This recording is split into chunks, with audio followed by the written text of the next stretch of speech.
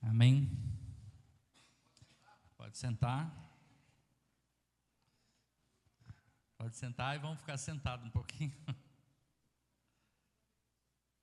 Amém, queridos? Que Deus possa estar quebrantando o meu e o seu coração, né? No domingo passado nós tivemos um momento muito intenso de oração antes de começarmos a palavra. Foi surpresa porque o próprio Espírito moveu, né? E eu creio que esse mesmo Espírito está movendo agora. E a diferença não é se a gente vai fazer o mesmo rito, mas é se o nosso coração está igualmente aberto para que nós possamos receber aquilo que Deus tem para falar conosco. E eu creio no final nós vamos ter um tempo de orar e buscar o Senhor. Amém? Mateus 6, quero dar continuidade, não sei se é uma continuidade, mas em cima do mesmo texto que eu não consegui esgotá-lo. Eu coloquei o título da palavra de princípios do Pai Nosso. Então eu vou ler de novo todo o texto a partir do versículo 6, mais versículo 5, mas para nós nos contextualizarmos. E quando orarem, não sejam como os hipócritas que gostam de orar em pé nas sinagogas e nos cantos das praças, para serem vistos pelos outros. Em verdade eu digo que eles já receberam a sua recompensa. Mas ao orar, entre no seu quarto e, fechada a porta, ore ao seu Pai que está em secreto. E o Pai que vê em secreto lhe dará a recompensa. E orando, não usem vãs repetições como os gentios, porque pensam que por muito falar serão ouvidos. Não sejam, portanto, como eles, porque o Pai de vocês sabe o que vocês precisam, antes mesmo de lhe pedirem. Portanto, orem assim: Pai nosso que estais nos céus, santificado seja o teu nome, venha o teu reino, seja feita a tua vontade, assim na terra como no céu. O pão nosso de cada dia nos dá hoje, e perdoa as nossas dívidas, assim como nós também perdoamos aos nossos devedores.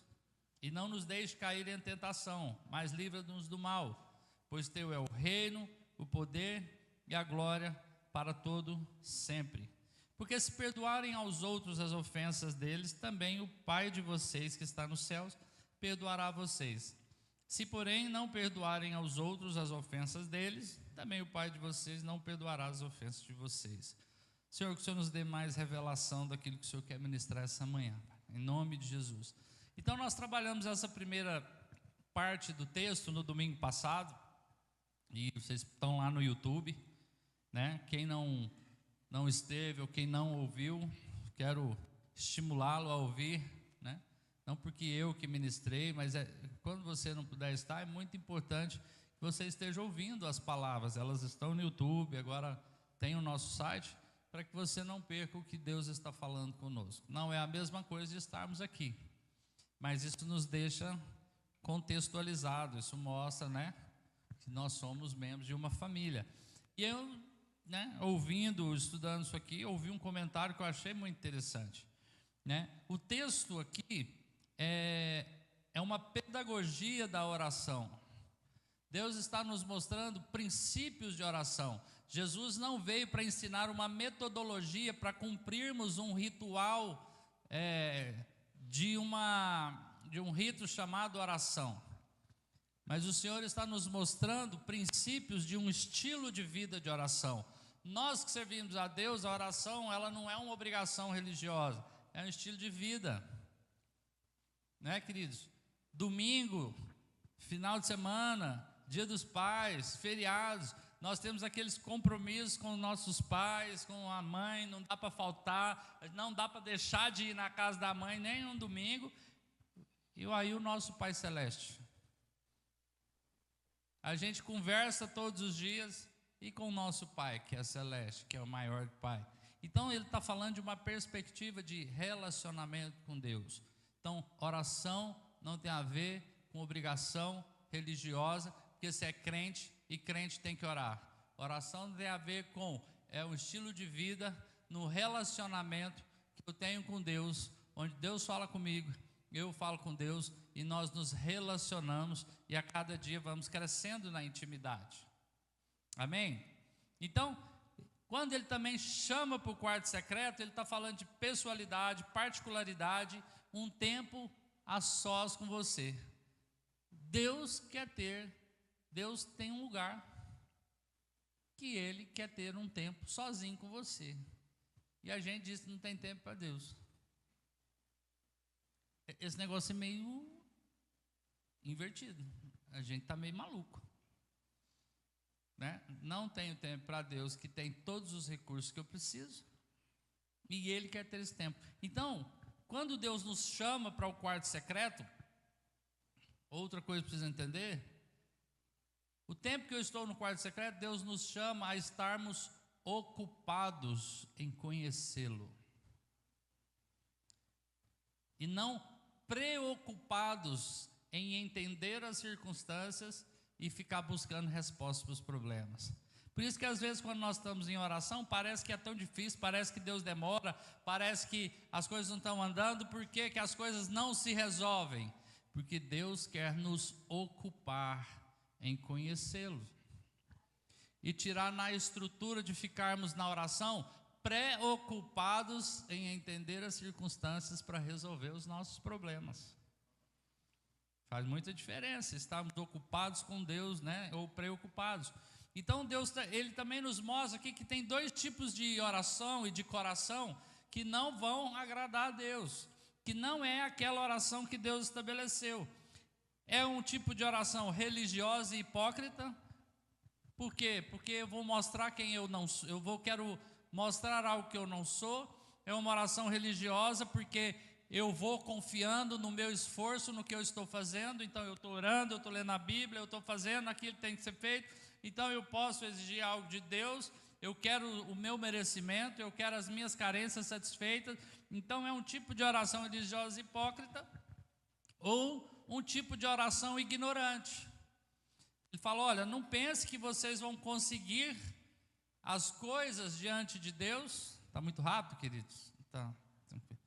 Não pense que você... É porque isso aqui é um resumo do que foi falado muito no domingo passado. Então, não pense que nós vamos conseguir as coisas repetindo as coisas para tentar converter Deus à minha necessidade.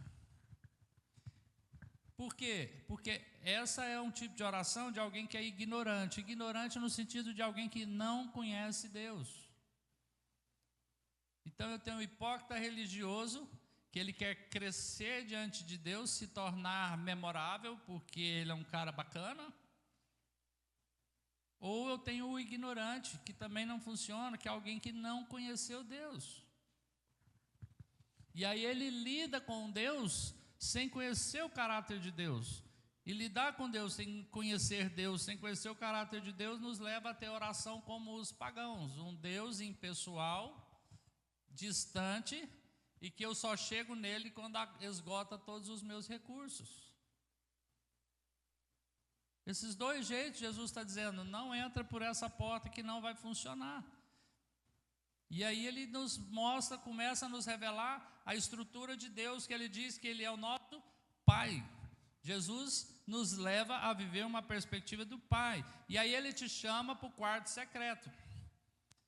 E aí não é eu que ganhei uma revelação, vi, mas achei interessante. Deus te chama para o quarto secreto. Quando Deus fala, entra para o seu quarto, fechada a porta, né? O seu Pai que te vê, significa que Deus está inclinado para você. Ver é muito mais doação do que escutar. Porque a gente pode estar fazendo aqui, nós estamos escutando barulho, estamos escutando os meninos, estou escutando um ar-condicionado, mas eu não estou dando atenção para ele. Mas quando você para ver, é porque Deus está interessado. Mas interessante que Deus fala para você entrar para o seu quarto. Mas o seu quarto é na casa dele. Não é na sua casa. A casa é de Deus. Então, como eu acho que eu sou o dono da casa, eu entro para o meu quarto, Deus se torna um convidado. Mas lá em João 14, quando os discípulos estão conversando com Jesus, fala assim, ó, na casa do meu pai há muitos quartos. E eu vou vos preparar tem um quarto para você. Sabe aonde? Na casa do Pai. Você e eu não somos os donos da casa. Nós não fazemos as regras. A casa não funciona do jeito que eu quero. Ela não é para o meu conforto, ela é para a vontade de Deus.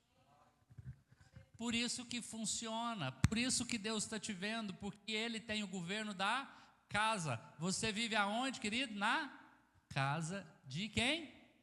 Deus. Mas tem um quarto para você, particular. Só que você não vai viver a vida inteira nesse quarto. Você tem que sair e viver na casa. Está claro? Está fazendo sentido? O que é viver na casa? Em todo o tempo Deus está nos chamando a um nível de relação com Ele e com o seu corpo.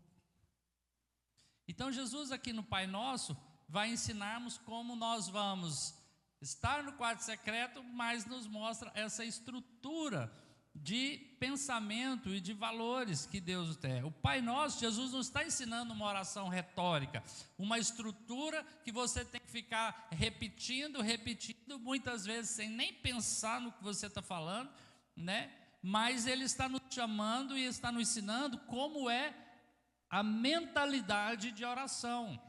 Quais são os princípios de uma oração? Ele não está ensinando uma coisa para você ficar repetindo, porque é interessante, não seria incoerente. Ele acaba de dizer aqui, ó, quando você for orar, não fique orando com vãs repetições na ignorância e conhecer o seu Pai. Aí logo depois ele vai ensinar uma coisa para você ficar o tempo inteiro repetindo sem pensar. Então não faria lógica, e o próprio Senhor começa a nos ensinar. Então o Pai Nosso, Ele está ensinando o estilo de vida oração, como deve ser o nosso entendimento, qual deve ser a nossa convicção, qual deve ser a nossa postura, como deve ser o nosso coração num ambiente de oração, que já foi falado. Não tem como, queridos. E isso que o Senhor quer trazer para nós. Eu não sei quantas vezes nós já ouvimos isso, e a ideia não é trazer algo novo, mas a ideia é que Deus traga uma revelação para nós essa manhã, de algo que Ele quer falar hoje. O novo é o falar dEle agora. Não quer dizer que seja uma informação nova, mas creio e tenho orado para que venha uma revelação nova em cima da informação que você tem. Ou seja, a informação já está aí no seu cérebro. Nós precisamos ligar o arquivo para fazer ele funcionar.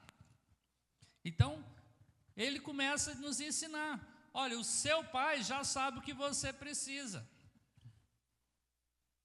Por que ele está dizendo isso? Porque Deus vai nos ensinar no Pai Nosso como Ele se movimenta. E Ele diz, quando orarem, vocês vão orar assim. Ou seja, com esse entendimento, com essa convicção, com esse coração, com essa mentalidade formada, né, nas suas convicções. E aí ele começa então, ele diz, Pai Nosso. Primeiro ponto, eu não sou um órfão dependendo de um favor de um Deus distante solto nesse mundo. Eu tenho um Pai. Eu não sou órfão. Mas o Pai é nosso. Tem outros quartos na casa dele, que você precisa sair, né? Tem outros cômodos. Os meninos lá em casa que eu digo, eles gostam de ir para o quarto e dormem, mas acorda, filho, vai lavar o banheiro, vai lavar a cozinha, vai passar o corredor. Nós vamos receber os irmãos, que é filho do Pai Nosso, dá um grau naquela garagem, que a minha esposa não consegue receber sem dar uma faxina. Glória a Deus pelas mulheres, né? Então, eu não sou órfão, ponto 1. E Ele é o Pai Nosso.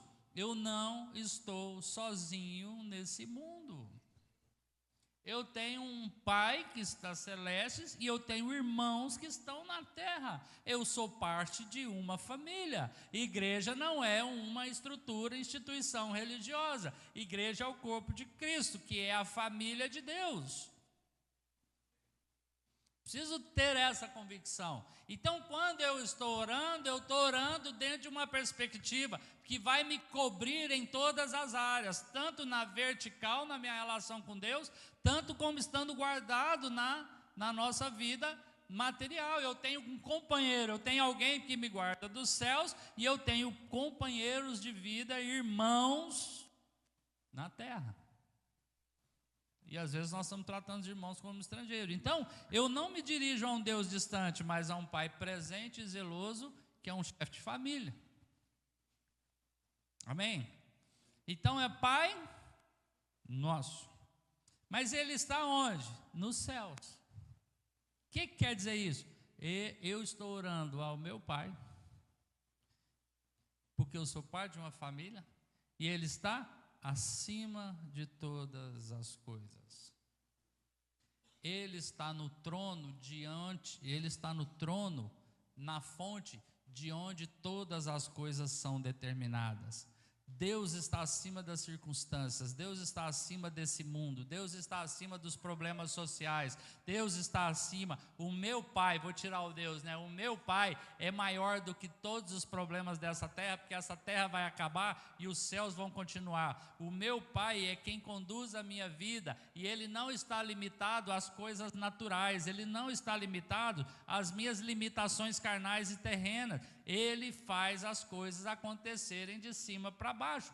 Ele define o que acontece na terra. Sabe o que eu estou querendo dizer? Eu vou viver por propósito e não preso ao desespero das minhas demandas e carências e faltas. Quando eu entendo essas coisas, querido, eu paro. Há uma inversão no meu entendimento, porque eu começo a viver por propósito, porque do céu vem propósito. Eu não vou mais viver preso no desespero das minhas carências, das minhas faltas. A falta de entendimento disso tem roubado de nós, sabe o que? Gratidão. O povo de Deus não é um povo grato. Alguém soltou um aí, não mesmo. Glória a Deus. Por quê, querido? E nós, como igreja livre, igreja brasileira, tem tudo, parece que é mimo, mas por quê? Porque nós não estamos entendendo. A gente olha para um Deus com a perspectiva de resolver o nosso problema, mas o Pai nosso que está no céu, que está vendo de cima, entende que o propósito vem de cima. Os céus são eternos, a terra, ela vai acabar, virá um novo céu, virá uma nova terra.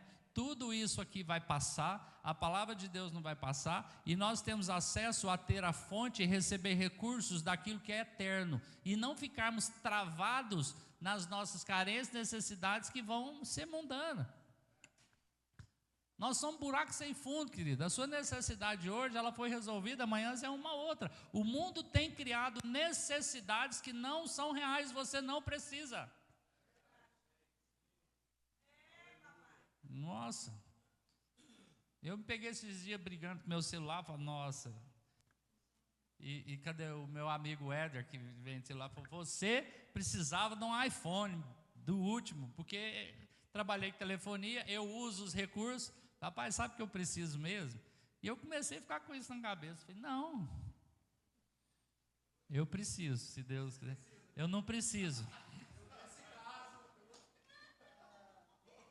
Eu não preciso, mas se Deus tocar é benção, tá? Ó, não pode nem brincar com essas coisas, tá? O pastor está queimado, vamos embora para a oração. O que acontece, queridos? Eu fiz essa pergunta domingo passado. Seja franco com você mesmo. Qual é ou o que é realmente necessário na sua vida que você não tem?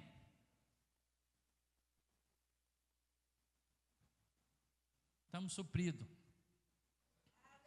porque o nosso Pai que está no céu sabe o que nós estamos precisando. Ele vê de cima para baixo. A terra não governa, Ele governa a terra. E através dele nós podemos mudar as circunstâncias. O céu é maior, o poder vem de lá. Ele me faz andar de cima para baixo, ele me faz enxergar de cima para baixo, ele me faz viver por propósito e não viver preso nas minhas demandas. Então eu tenho um pai, eu tenho uma família e os meus recursos vêm do céu. Quando eu vou orar, eu tenho que ir com esse coração intenso nisso, que eu estou investindo um tempo e eu estou ali numa vida que não está sendo consumida, mas está sendo alimentada. Que não está sendo consumida por esse mundo, mas ele está nos céus. Santificado seja o teu nome. Agora começa a enroscar, querido.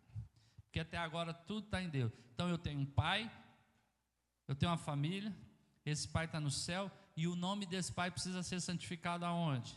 Na terra. O nome de Deus já é santo. Mas onde é que está o nome de Deus?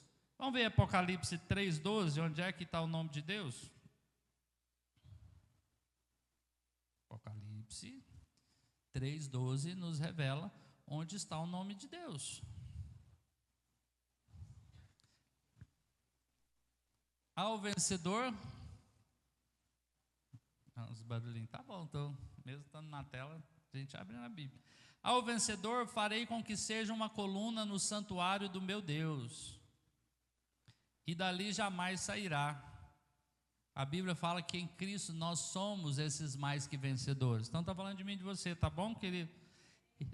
Gravarei sobre ele o nome do meu Deus. Esse nome que está gravado em você precisa ser santificado. Esse nome foi colocado na minha vida e na sua vida. Nós fazemos as coisas em nome de Jesus. Nós expulsamos demônio em nome de Jesus. Nós oramos em nome de... E esse nome tem que ser santificado. E toma um remédio no nome de Jesus. Tudo. Amém? Porque tudo é pela fé. Não tem a ver com o aspecto natural, tem a ver com a fé. E tem a ver com obediência. Então, como é que eu santifico esse nome que está em mim? Colossenses capítulo 3, versículo 1. Eu ia ler um pedaço dele, mas... Colossenses 3:1. Portanto, se vocês foram ressuscitados juntamente com Cristo, por isso que nós temos acesso ao nosso Pai, a uma família espiritual que está no céu, porque nós fomos ressuscitados com Cristo e o nome dele foi colocado em nós. Esses somos nós no ambiente de oração. Lá o que eu vou falar, o que eu vou fazer, Romanos fala que eu não sei orar como convém. Se eu tiver nessa postura, com esse entendimento, o Espírito Santo pode ser derramado sem medida, porque não vai correr o risco de nós nos corrompermos, não vai correr o risco de nós orarmos aqui, alguém ser curado, alguém ressuscitar morto, e eu receber e eu querer roubar a glória de Deus, porque eu sou o cara que sou da oração. Querido, se acontecer um negócio desse aqui, nós vamos dar glória para o homem. O fulano, ou nós oramos ali, o morto foi ressuscitado. Quem orou? Quem é o cara? A palavra do fulano. Não estou dizendo que nós não podemos honrar os irmãos, mas está difícil nós ficarmos centrados 100% em Jesus, onde nós pregadores, nós obreiros, nós crentes desaparecemos e ele seja visto.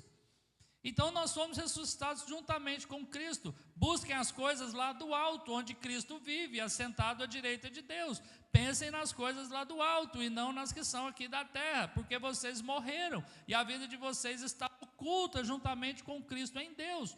Quando Cristo, que é a vida de vocês, se manifestar, então também vocês serão manifestados com Ele em glória. As coisas desse mundo são recurso para nós trazermos as coisas de Cristo para a terra. Portanto, queridos, santificado seja o nome de Deus, não é para você ficar falando isso, mas é para você, faça morrer tudo que pertence à natureza terrena. Meus sonhos, dei a minha vida para aquilo, tchau, tem que morrer.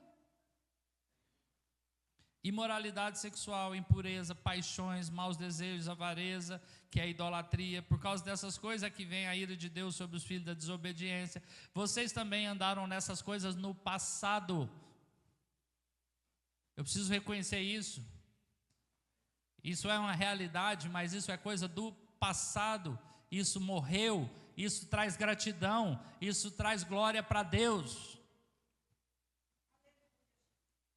Isso tira de mim ficar julgando os outros, porque eu lembro de onde eu vim e eu olho para aquele camarada ali e eu lembro que ele não é mais sujo do que eu, nem mais limpo do que eu.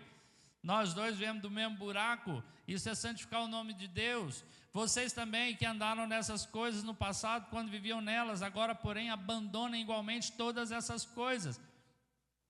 Ira, indignação. Agora já não são aqueles pecados mais escabrosos, né? Sexo, drogas, rock and roll. Agora ele começa a ir para dentro.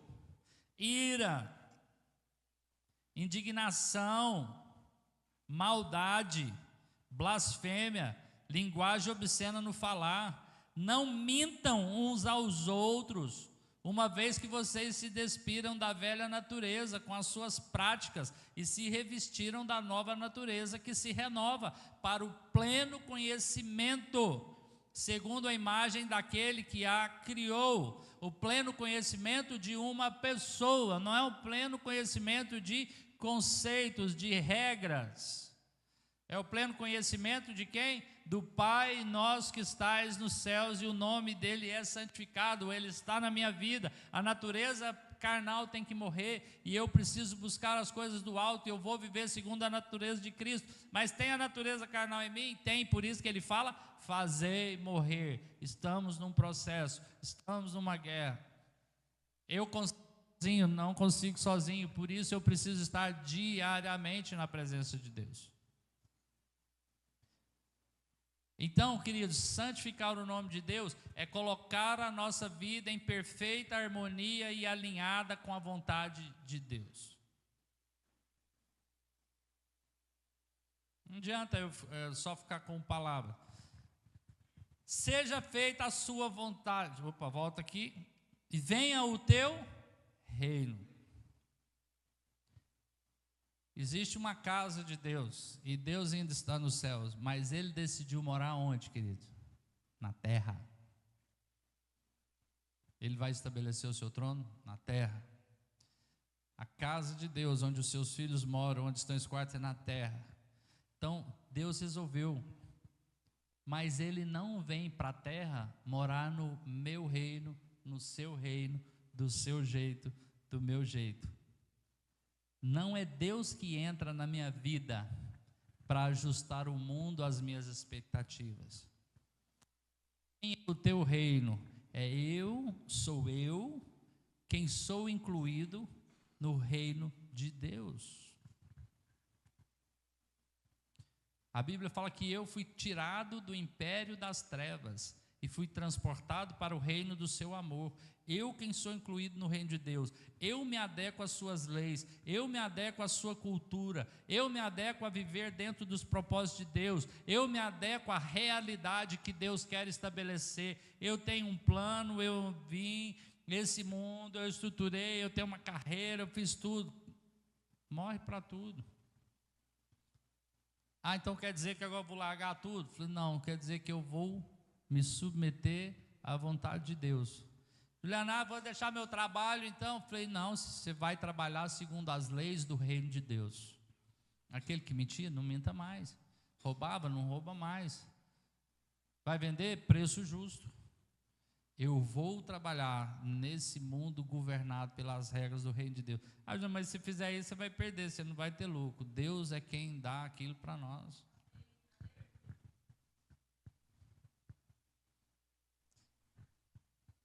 Esse reino vem para a terra, e ele é para agora, e ele é para o futuro.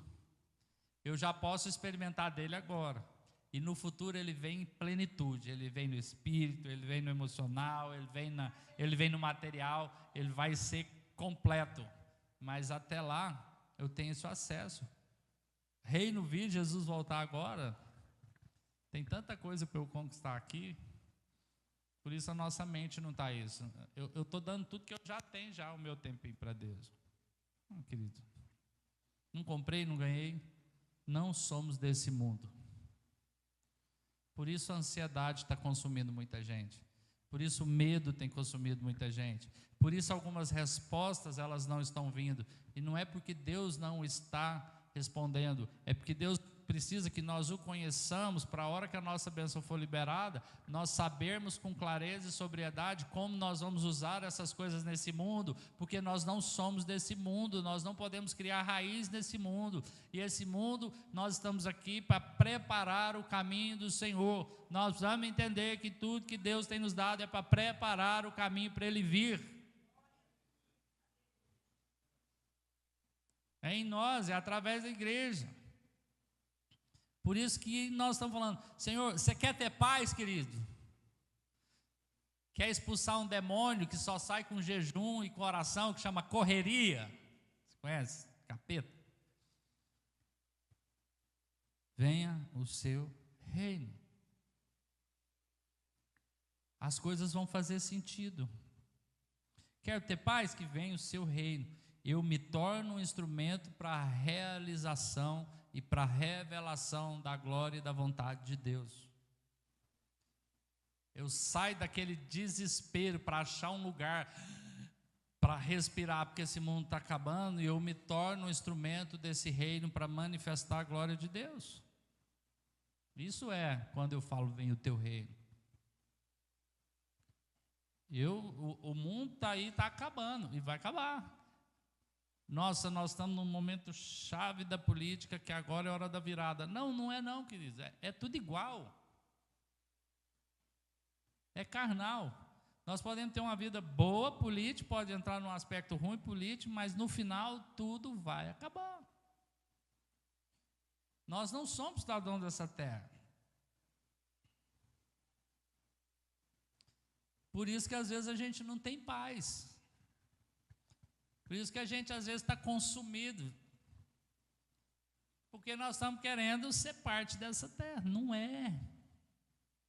Vai para o seu quarto, fica na casa de Deus, e a casa de Deus fica no reino de Deus. Todos os recursos estão liberados. A Efésios diz que Ele já nos abençoou com toda sorte de bênçãos. Por que eu não estou tendo acesso? Porque eu estou no lugar errado. Quando fala, vem o teu reino, eu estou no lugar errado. A gente está muito preocupado se a gente está fazendo coisa certa ou coisa errada. Dá um spoiler de outra coisa. Nós estávamos no ministério do Senhor. Quando Adão peca, quando o homem cai, Deus não pergunta para ele o que ele fez. Deus pergunta para ele o quê? Vocês lembram? Fala alto aí. Onde você está? A questão não é, querido, o que você está fazendo. A questão é onde é que você está. Você está na terra cheia de espinho e abrolhos, porque o pecado te lançou? Ou nós estamos dando acesso ao reino de Deus, que Cristo já nos tirou desse império das trevas e nos trouxe para o reino do seu amor, e a gente quer ficar aqui com o reino, mas com livre acesso às trevas? Onde é que você está? Então, vai dizendo que tudo isso aí está no Pai Nosso? Pois é, tudo isso aqui o Pai Nosso, Jesus está mostrando para nós, isso é cultura. O que é cultura? Como eu funciono? Então venha o seu reino, porque eu não sou guiado pelas regras desse mundo. É como eu sou estrangeiro, nós somos igreja, nós somos uma embaixada aqui nessa terra que funciona sobre as regras do reino de Deus. Então eu quero acabar com o sofrimento desse mundo, então que Jesus volte logo e o reino dele seja estabelecido na terra e a história seja fechada à conta para que a gente viva já na plenitude de Deus. Isso não tem a ver, queridos, com o que você tem que fazer. O que Jesus está revelando para nós não é uma coisa que é um pedido, é uma proclamação, é uma mentalidade. E aí ele diz, seja feita a sua vontade. Por quê? Não é algo que eu vou pedir, o que eu determino, é porque a vontade de Deus vai ser feita sempre. Então as minhas orações não vão chocar com Deus, elas vão ser conscientes de que Deus não age motivado pelas nossas boas ações, Deus não age motivado pela minha grandeza, Deus não age motivado pelas minhas necessidades, e Ele não é sensibilizado pelo desespero dos meus problemas e das minhas carências. Deus não é sensibilizado pelo desespero dos meus caprichos, das dificuldades que eu passo. Tem irmãos enfermos. E Deus não olha e fala, tadinho, eu vou fazer uma obra. Não, o plano de Deus é eterno, Deus não está olhando só o mínimo. E essa consciência de quem é meu pai, da família que eu estou, do reino dos céus, de que o reino está vindo, e de que Deus vai fazer tudo sobre a sua vontade, traz leveza, querido. Eu posso me render àquilo que Deus quer fazer, que não tem como dar errado.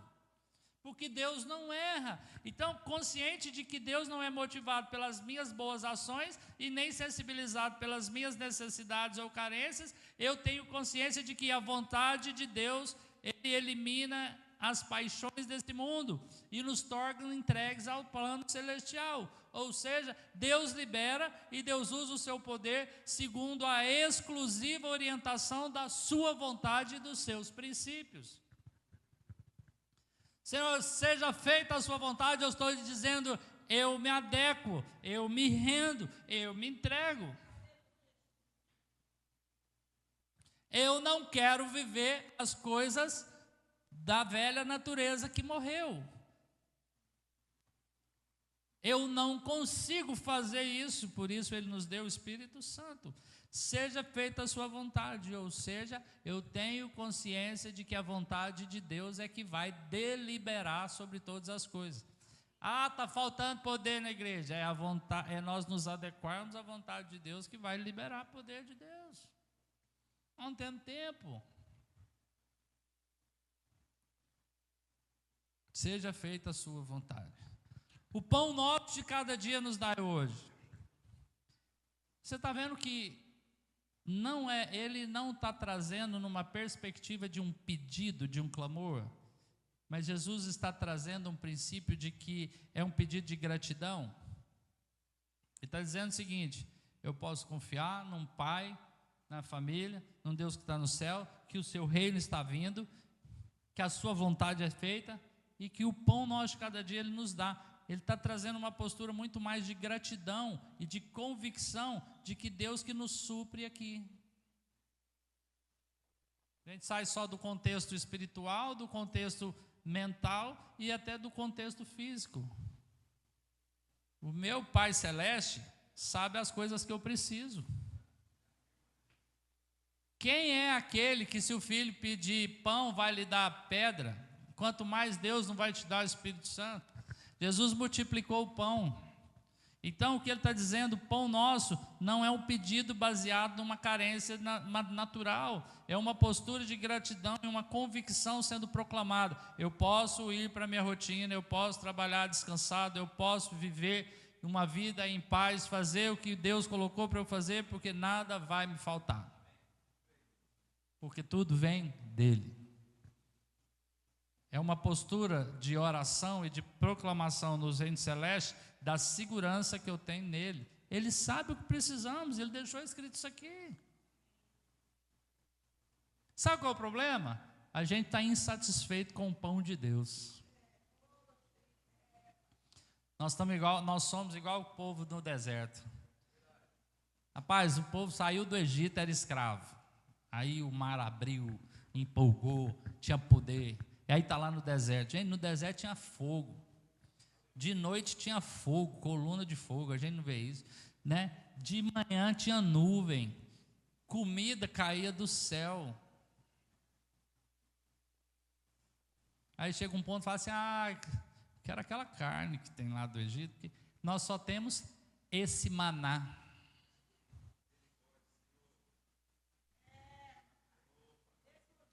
Esse maná. Eu só tenho esse carrinho, velho. Tem essa casa aqui. Essa comida. Queridos. Quando ele fala o pão nosso cada dia nos dai hoje, é nós nos satisfazermos com tudo aquilo que Deus tem nos dado. Isso é uma postura de gratidão. Isso é uma postura de gratidão naquilo que o Espírito Santo quer trabalhar em nossas vidas.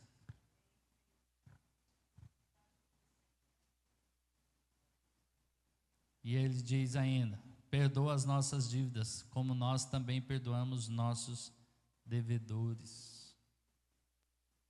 Aqui nós achamos que nós temos que perdoar primeiro, para depois Deus nos perdoar.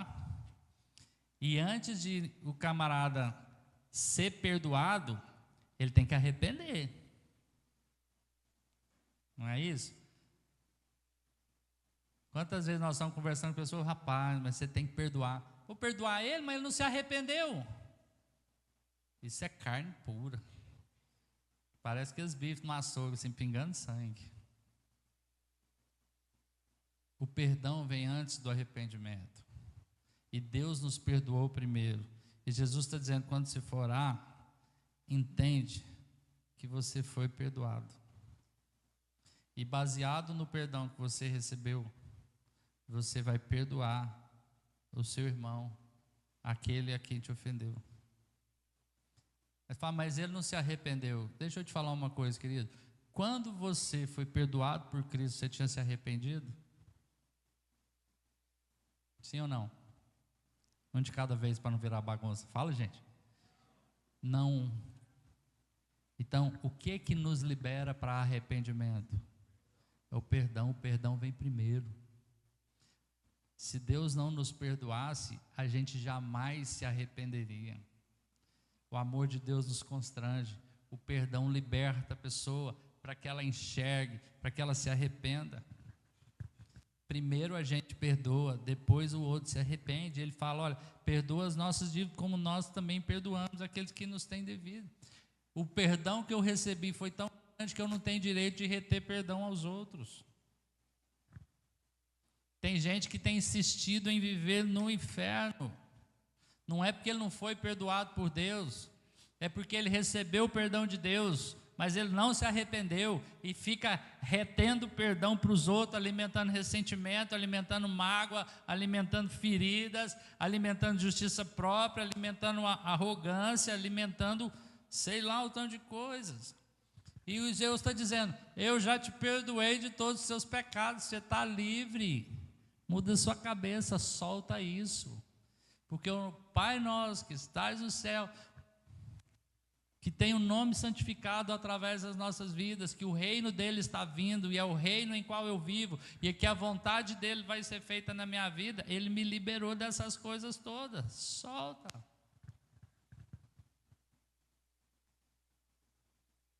E ele fala, porque se não perdoarem aos outros as ofensas deles, também o Pai de vocês no céu não perdoará vocês. Ele já perdoou. O que ele está querendo dizer, queridos, é que a rebeldia contra o perdão de Deus é que vai nos levar à condenação. Não é que você não foi perdoado, mas é que nós nos rebelamos contra o poder de Deus, contra o perdão de Deus.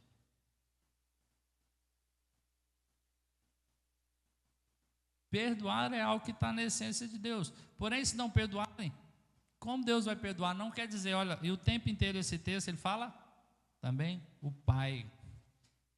Não tem como ele ser nosso Pai sem ter nos perdoado, porque nós éramos inimigos. Quando ele se identifica como Pai, ele já estabeleceu que nós estamos perdoados. E o perdão de Deus abriu as portas para nós nos arrependermos. Agora a gente quer que os outros se arrependam para a gente perdoar ele, porque a gente quer matar na unha. Isso não é santificar o nome de Deus. E é isso que Jesus está dizendo. Solta tudo. Não é o plano que tem para vocês. Não é isso que ele está dizendo. E olha só, Colossenses 3, falando sobre esse ponto, diz, portanto, Colossenses 3,12, como eleitos de Deus, santos e amados, revistam-se de profunda compaixão, de bondade, de humildade, de mansidão, de paciência. Suportem uns aos outros, Sabe o que está querendo dizer aqui, queridos? É dar suporte. Não é assim, tolera. Entra debaixo. Dá o ombro, carrega, seja o suporte que vai manter ele em pé. E perdoem-se mutuamente, caso alguém tenha motivo de queixa contra a pessoa. Deus não está falando que você não vai ficar ferido, Deus não está dizendo que você não vai ter queixa, Deus não está dizendo que às vezes as pessoas não vão te magoar e que você nunca vai poder sentir nada, você não é uma máquina, não é isso que Deus está dizendo. Muitas vezes nós somos feridos, verdadeiramente feridos, nós somos afetados, nós somos machucados verdadeiramente. Tem pessoas que foram terrivelmente, né? A gente vê pessoas que sofrem abusos, fere profundamente, mas o que ele está dizendo é: não alimente a ferida, porque a carne, a velha natureza te gerou essas coisas. Agora você tem um mecanismo para se livrar disso. Cristo não morreu em vão. Ainda que você tenha uma queixa, perdoa, solta. Assim como o Senhor perdoou vocês, perdoem uns aos outros. Então, estou usando o texto de Colossenses para mostrar que não é uma jogada de manipular o texto lá de Mateus. Ele está dizendo primeiro Deus nos perdoou, você está livre. E aí a gente mesmo se coloca em prisões prendendo os outros. Solte. Tem um pai que tem um reino, que tem um céu, que tem uma vontade, que tem uma vida perfeita, que está vindo. Não perde tempo com essa terra. E o tempo que nós estamos nessa terra, nós estamos aqui para santificar o nome de Deus, para glorificar e nos tornarmos expressão desse reino que vem. E ele diz: olha, assim como o Senhor perdoou vocês, perdoem também uns aos outros. Acima de tudo isso, porém, esteja o amor, que é o vínculo da perfeição. Que a paz de Cristo seja o árbitro do coração de vocês, pois foi para essa paz que vocês foram chamados em um só corpo. E sejam gratos. Gratos. Sabe o que nos deixa doente, querido? Ingratidão. Gente ingrato, nada serve, já viu? Pai, nada fica satisfeito. Você está com 99% de bênção e aí reclama do 1% da dor. Não consegue ver. Estávamos ontem falando sobre aquele livro A Cruz, fala que Cristo sofreu naquela cruz, se você parar para avaliar, para que nós não precisássemos sofrer. Só que nós temos sofrido, porque nós estamos presos na velha natureza, e muitas dessas coisas está ligado a perdão. Por que Jesus ia colocar perdão numa oração tão espiritual? Porque a nossa vida não está limitada a coisas só dos céus. Os céus vêm para a terra, traz frutos, aonde eu ando na vontade de Deus e sou o canal de cura para as pessoas, e não de prisão. Deus nos chamou para libertar pessoas e não aprisioná-las. Esse é o reino de Deus, é essa visão que me governa. Sejam gratos. Gratos. A gratidão traz, e fala assim: olha, e foi que a paz de Cristo abre o seu coração, e foi para essa paz. Espera aí, Deus, o nosso Pai, nos deu o seu Filho, que morreu naquela cruz, que sofreu lá, para que eu não precisasse sofrer aquilo que Ele sofreu, e os sofrimentos que eu sofro, é o sofrimento que eu sofro junto com Ele, mas Ele fez o grosso, nós estamos pegando só os resquícios desse sofrimento. A gente está na dor da cicatrização, e essa paz de Cristo, que é a paz que Deus tem para nós, a gente não está usufruindo, porque nós estamos retidos na nossa justiça própria. Então, quando você for orar, entenda com gratidão que você era um ser abominável, condenado ao inferno, inimigo de Deus, que tinha a ira de Deus todinha mirada na sua cabeça. E aí Ele resolveu nos amar, e em Cristo, ele muda o alvo, e toda a ira que ele tinha, ele lança sobre Cristo, e te deixa completamente livre, e aí você vai ter a ousadia de se rebelar contra o perdão que foi recebido, e contra o perdão que precisa ter cedido, para prender pessoas, porque o pecado gerou isso em nós, querido.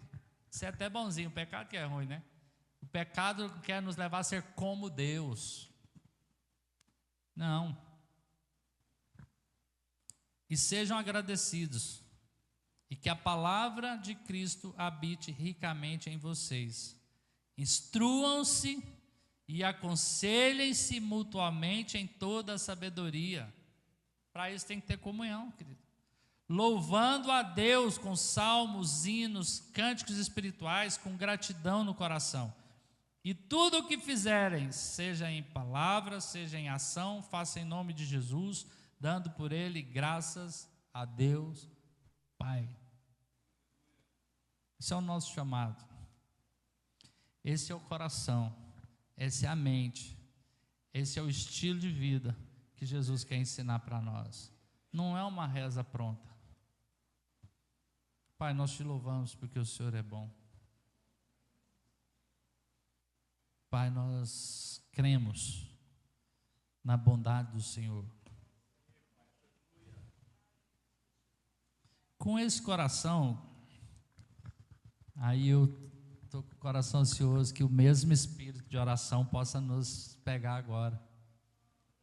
E como corpo, quando os irmãos começam por enquanto só com o instrumental, nós podíamos orar e levantar nossa voz a Deus. E eu não estou dizendo que você não possa fazer essa oração em si, do Pai Nosso. Pode até repeti-la, falar, mas com esse entendimento, com o coração entregue, sabendo o que você está falando. Santo é o teu nome, Senhor.